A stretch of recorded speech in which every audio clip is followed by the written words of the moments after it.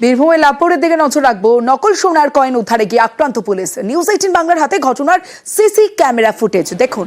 ঘটনার CC camera footage দেখাচ্ছে। অভিযোগ, পুলিশ প্রথমে এক ব্যক্তিকে মারধর করে, এরপরেই পুলিশের গাড়িতে হামলার অভিযোগ। ঘটনায় আহত 2 কনস্টেবল।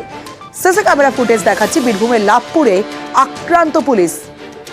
ঘটনাকে ঘিরে ব্যাপক উত্তেজনা গ্রামে। লাভপুর থানার বিশাল পুলিশ বাহিনী।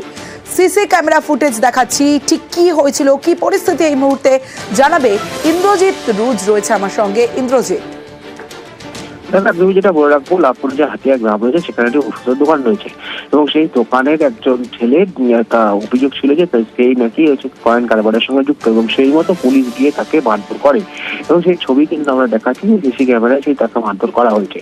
তারপরে কি দেখা যায় যে তার গ্রামে বেশ কিছু ব্যক্তি তারা কিন্তু রাস্তা অবরোধ করে এবং যে রাস্তা অবরোধ করে তারা বিক্ষোভ দেখাতে শুরু করে এবং ঠিক তখনই যখন পুলিশ ওই গ্রামে আবারও যায় এবং বিক্ষোভ তোলার চেষ্টা করে, তখনই কিন্তু পুলিশের গাড়িতে ভাঙচুর করা হয় এবং পুলিশকে মারধর করা হয়, এমনটাই কিন্তু খবর রয়েছে।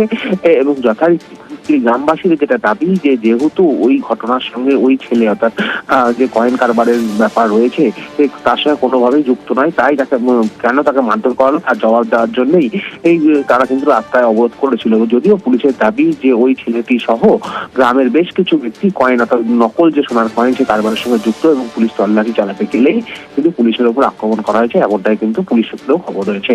অবশ্যই বেশ ইন্দ্রজিৎ।